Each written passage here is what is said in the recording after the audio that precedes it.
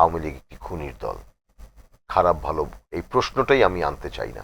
আওয়ামী লীগকে পুনর্বাসন করতে দেওয়ার কোনো সুযোগ বাংলাদেশে নেই। কিছু কিছু উপদেষ্টা 5 তারকা হোটেলে বহু অতিথি আপ্যায়ন করে তাদের জন্মদিন পালন করছেন। তা আমি খুব ছোট করে কয়েকটা প্রশ্নের উত্তর নিব আপনাদের কাছ থেকে। জি, বর্তমান উপদেষ্টা পরিষদ এবং বর্তমান যে নতুন রাজনৈতিক দল সম্পর্কে আপনি খুব সংক্ষেপে একটু মূল্যায়ন করবেন। উপদেষ্টা পরিষদ সম্পর্কে শুরুতেই বলেছিলাম আমাদের ক্ষোভের কিছু জায়গা আছে। আমরা অলওয়েজ একটা জবাবদিহিতাপূর্ণ একটা জায়গা চেয়েছিলাম, সেখানে নেপোটিজম স্বজনপ্রীতির কোনো কিছু যেন না থাকে।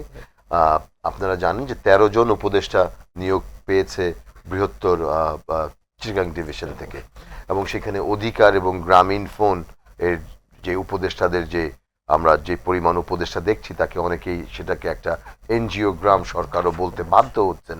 সেই জায়গাগুলো থেকে কিছু কিছু উপদেষ্টার কার্যক্রম আমরা প্রতিবাদ করেছি। আমরা মনে করছি যে তাদের স্পিরিটটা যে আন্দোলনের যে গণ অভ্যুত্থানের স্পিরিটের সাথে যায় না। সেইখান থেকে প্রধান উপদেষ্টার উচিত ছিল তাদের ব্যাপারে আশু পদক্ষেপ নেওয়া। এবং উনি আরেকটি ব্যাপার যেটা উনি ক্ষমতায় আসীন হয়েই বা শপথ নিয়েই বলেছিলেন, প্রত্যেকটি উপদেষ্টাকে তাদের সম্পদের বিবরণী দিতে হবে, যেটা এখন পর্যন্ত কেউ করেননি। এবং এটাও দেখেছি কিছু কিছু উপদেষ্টা 5 তারকা হোটেলে বহু অতিথি আপ্যায়ন করে তাদের জন্মদিন পালন করছেন। উপদেষ্টার স্ত্রী বেগম ফজিলাতুন্নেসার চরিত্র করে সেইখানে পুরস্কার পেয়েছেন। সো এই জায়গাগুলোতে কিছুটা কনফিউশন তৈরি হয়, ধূম্র জালের তৈরি হয়। নতুন দল সম্পর্কে নতুন দল, সবার অধিকার আছে যে কোনো রাজনৈতিক দল করার, এবং আমি সাধুবাদ জানাই। অনেকে বলে থাকেন ছাত্রদের দল, সেই জায়গাটায় আমার একটি আপত্তি আছে। ছাত্ররা পড়াশোনা করবে, এটা তো পার্ট টাইম কোনো, politics is not to do part time কোনো কিছু করার জন্য না।